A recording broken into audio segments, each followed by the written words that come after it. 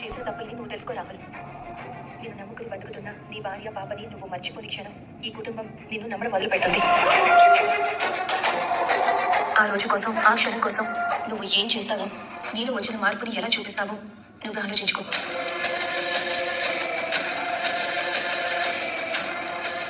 స్వప్న, నేను చేసిన తప్పుల వల్ల ఈ కుటుంబం ఎంత బాధపడిందో నాకు తెలియదు, కానీ నువ్వెంత సఫర్ అయ్యావో నాకు తెలుసు. కానీ దారుణం జరిగిపోయింది స్వప్న. ఇప్పుడు యూనిట్ని కూడా నేను తీసుకురాలేను, నువ్వు పడ్డ బాధను కూడా నేను పోగొట్టలేను. నేను మారి మనిషిని అవడం తప్ప నేనేం చేయలేను. అందుకే అందరూ ఇంకానైనా నన్ను మారమంటున్నారు, కానీ నేను ఈ క్షణమే నాలో మార్పులు మీకు చూపించాలి అనుకుంటున్నాను. ఒక్క అవకాశం ఉంది స్వప్న. ఇంకెప్పుడు నా వైపు తప్పు జరిగిన నేను ఇంకెప్పుడు బాధ పెట్టను. నమ్మకం అనేది రాసులు పోసుండదు రాహుల్, కనిపించగానే చేతుల్లోకి తీసుకోవడానికి. నమ్మకం అనేది కళ్ళకు కనిపించేది కాదు, మనసు కనిపించేది. అది నిరూపణ అవ్వాలి.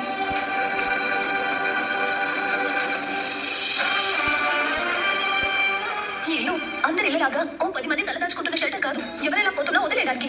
అందరూ ఒకే మాటగా, ఒకే మనసుతో, ఒకే ఆలోచనతో పరువు ప్రతిష్టల కోసం బంధాలు పెనవేసుకుని బతుకుతున్న దేవాలయం. అలాంటి దేవాలయాల్లో ఏ ఒక్కరు తప్పు చేసినా మిగిలిన అందరూ బాధపడాల్సి వస్తుంది. అది నువ్వు గుర్తించాలి. భార్య భర్తల మధ్య క్షమాపణలో ఉండవు రాహుల్, నమ్మకమే ఉంటుంది. కానీ ఆ నమ్మకం నాకు కలగాలంటే నీ మాటలతో కాదు, నీ మనసుతో నిరూపించు.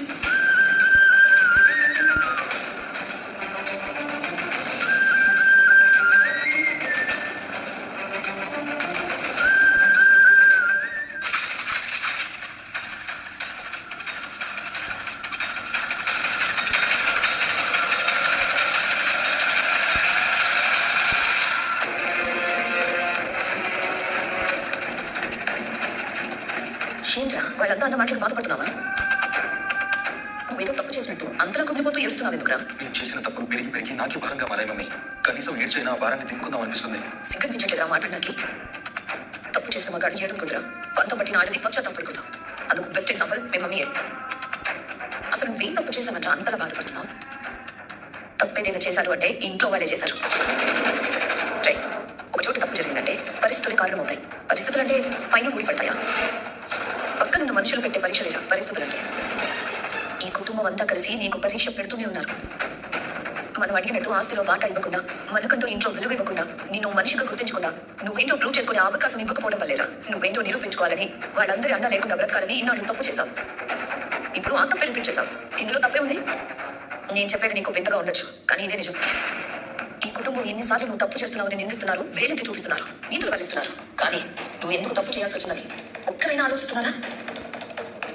వాళ్ళ తప్పులు వాళ్ళకు కనిపించవు, కానీ బంగారం లాంటి నిన్ను నేరస్తులు చేసి మాట్లాడడానికి మాత్రం అందరూ ముందుంటారు. నీ తప్పుల్ని వేలెత్తి చూపడానికి అందరూ సిద్ధమైపోతారు. రాహుల్, నువ్వు బాధపడాల్సిన అవసరం లేదు, పశ్చాత్తాపడాల్సిన కర్మ లేదు. నీకు నేను నన్ను ఎప్పుడు చెప్పింది వింటే చాలు, మనం అనుకున్నది సాధిస్తాం. వాళ్ళంతా విరజనులా అవతల వాళ్ళని మారమంటారు తప్ప. हेलो माँ, मैं पहुंच गई हूँ. कितना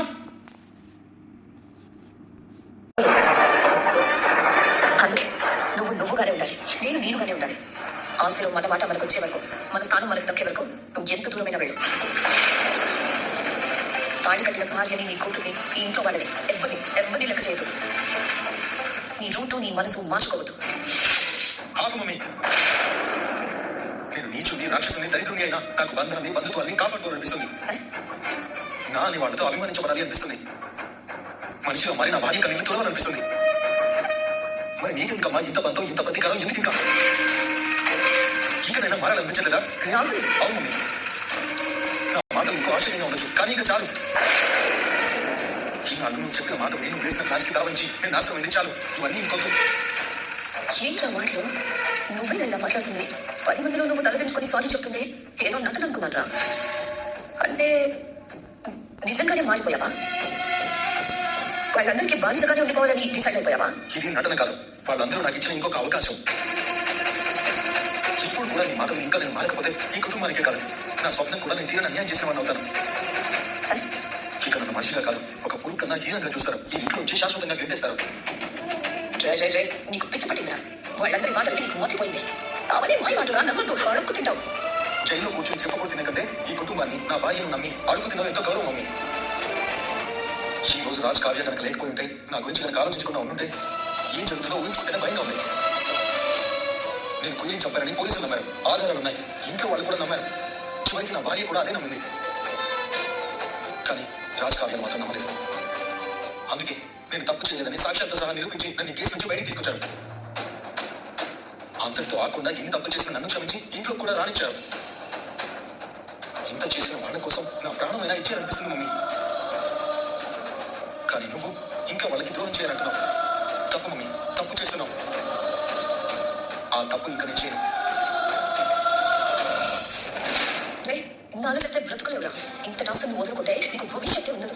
ఏమైనా పర్లేదు మమ్మీ, బ్రతికితే రాజ్కి, కావ్యకి, నా భార్యకి, ఈ కుటుంబానికి నచ్చేలాగే బతకాలి, లేదంటే చచ్చిపోవాలి. దయచేసి ఇకపై నాకు సలహాలు ఇవ్వకు, నన్ను మార్చడానికి ప్రయత్నించుకో. నేను మారుతాను, కానీ నీకు నచ్చేలా కాదు. ఈ కుటుంబానికి, నా భార్య స్వప్నకి నచ్చేలా మారుతాను. అది గుర్తుంచుకో.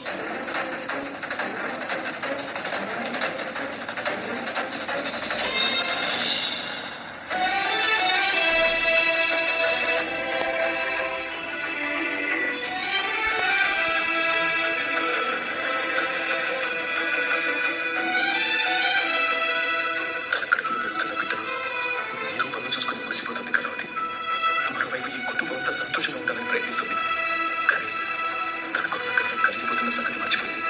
ఎదుటి వాళ్ళ సంతోషంలో తన ఆనందాన్ని వెతుక్కుంటుంది. తనని బాధపడడానికి ఇష్టం లేక మొహం మీద చిరునవ్వుతో తిరుగుతున్నాను, కానీ తనని ఎలా కాపాడుకోవాలో అర్థం కావట్లేదు. మొదట్లో ఐస్ క్రీమ్ తినేటప్పుడు పళ్ళలో జివ్వు.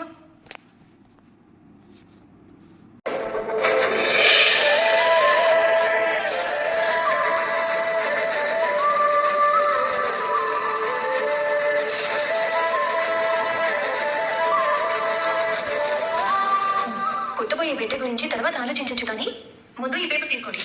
ఏంటది? నా కోరికల బకెట్ లిస్ట్. మళ్ళీ కొత్త కాన్సెప్ట్.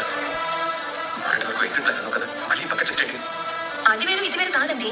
నా ఎగ్జిట్ ప్లాన్ లో భాగమే ఈ బకెట్ లిస్ట్ కూడా. ఏముంది? నా చిన్న చిన్న కోరికలు. ఏంటో అవి? తెరిచి చదివితే మీకే అర్థమవుతుంది. తీసుకోండి.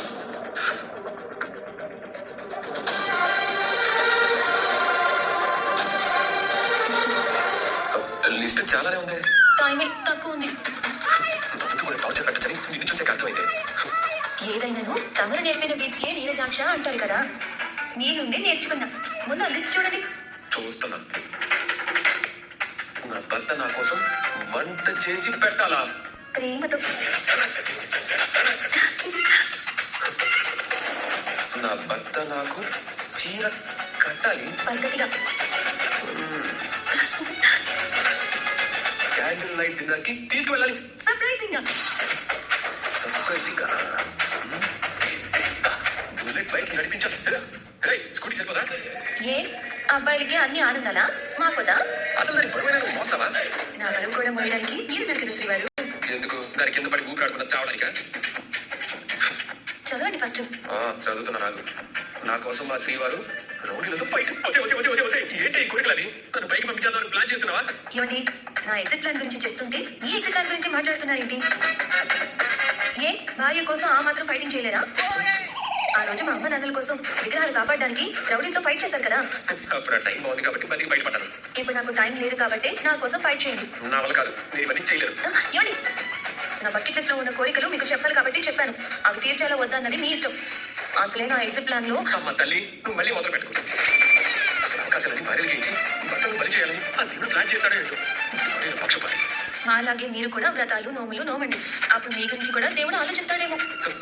మాకు అంత అదృష్టం కూడా. మాట మార్చకండి. నా బకెట్ లిస్ట్ ని మీ చేతిలో పెట్టాను. దాన్ని తీరుస్తారో లేదో మీరు చెప్పండి. ఒప్పుకున్నాక తప్పుతుందా? వెళ్తాను. ఎక్కడికి? నీ లిస్ట్ లో మొదటి కోరిక వంట చేయాలనుందిగా, వెళ్ళి మొదలు పెడతాను. హలో హలో, ఇంతకీ ఏం చేస్తారు? ఏం కావాలండి? నాకు చికెన్ మంచూరియా. అబ్బా, చికెన్ మంచూరియా చేసి పెడతాను, తిందుగా.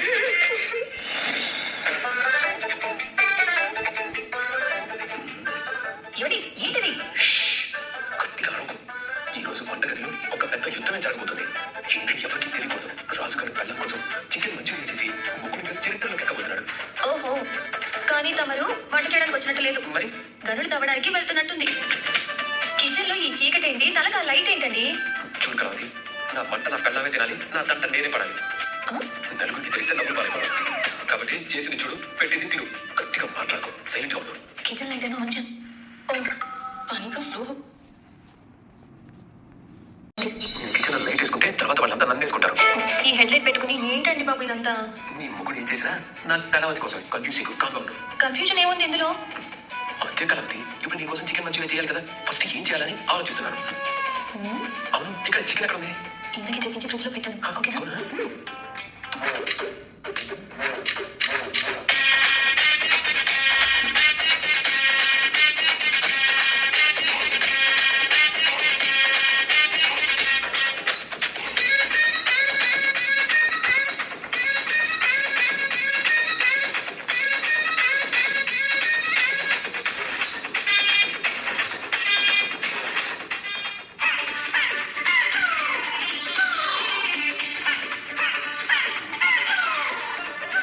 ఇల్లంతా చీకటి, కిచెన్ లో ఏంటి ఎంత లైట్ కనబడుతుంది? ఏమేమో. ఏమండి లైట్ వేసుకోవచ్చు కదా? ఇప్పుడు లైట్ వేసారంటే అందరికీ తొలిపోతారు. ఇంకా పరువే కావాలి. అలాగా చెప్తాను మీ సంగతి. ఏమండి నేను చేస్తూ ఉండండి, నేను ఇప్పుడే వస్తాను. సరే సరే, త్వరగా వచ్చి. సరే సరే.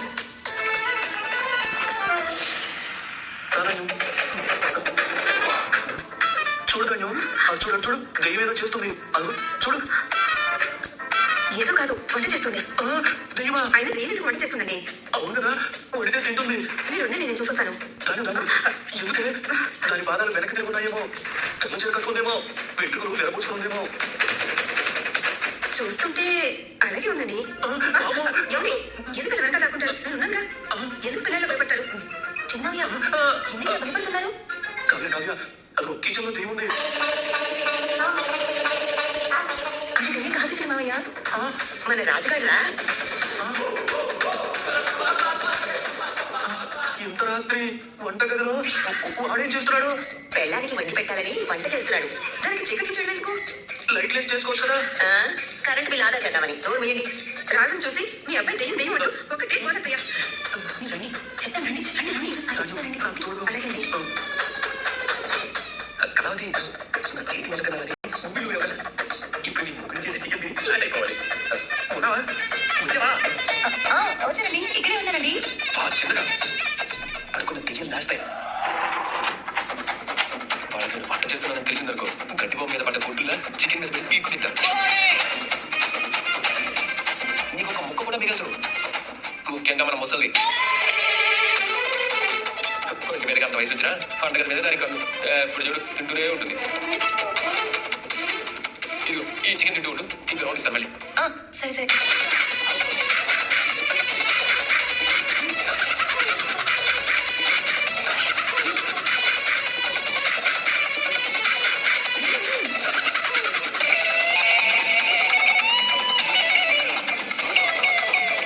కళావతి, కళావతి తినేసావా?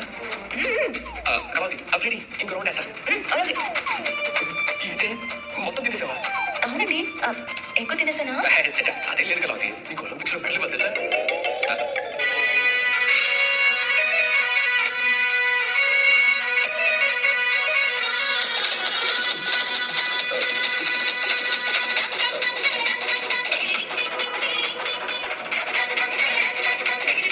ఏంటి కళావతి?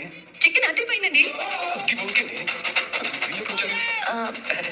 మీరెప్పుడు వచ్చారు? దెయ్యాలు అన్నప్పుడు అయితే చాలా సేపు అయిందన్నమాట. మేము గుడ్డులు కదా రాజ్. నేను కాస్త ముందే వచ్చాను. నా తల్లి ఇప్పుడు కిచెన్ వైపే కదా. ముందు రివర్ ఫినిష్ చేసి నాకు మెయిల్ చేయి. నా బకెట్ లిస్ట్ ఇస్తే మొత్తం పూర్తి చేస్తానని మాట ఇచ్చి ఇప్పుడు ఆఫీస్ పనులు చూసుకుంటున్నారా? రాత్రి నువ్వు పడిన దానికే కదా వంట చేసి పెట్టాను. మరి నా ప్రేమ లెక్క ఎక్కడా? నేను నా ఊహల్లో ఊహించుకొని రాస్తాను, సరేనా? సరేనండి. నువ్వు కనుక తెలివిగా మీ కంపెనీలో గోల్డెన్ చేసుకరిగితే నీ వాటా 20 లక్షలు చెయ్యను. ఇప్పుడు ఈజీగా 20 లక్షలు వస్తుంది. ఎలా ఊరుకోబోతుందిరా నీకు? ఇప్పుడిప్పుడే మారాలనుకుంటున్నా. మీ కొడుకు దారికి మాత్రం అడ్డు రాకండి. ఎలా ఉంది మన పర్ఫార్మెన్స్? అంటే ఇప్పటివరకు చేసిందంతా నా ఫ్రెండ్ నా దారిలోకి తెచ్చుకోవడానికి చేసిన యాక్టింగ్.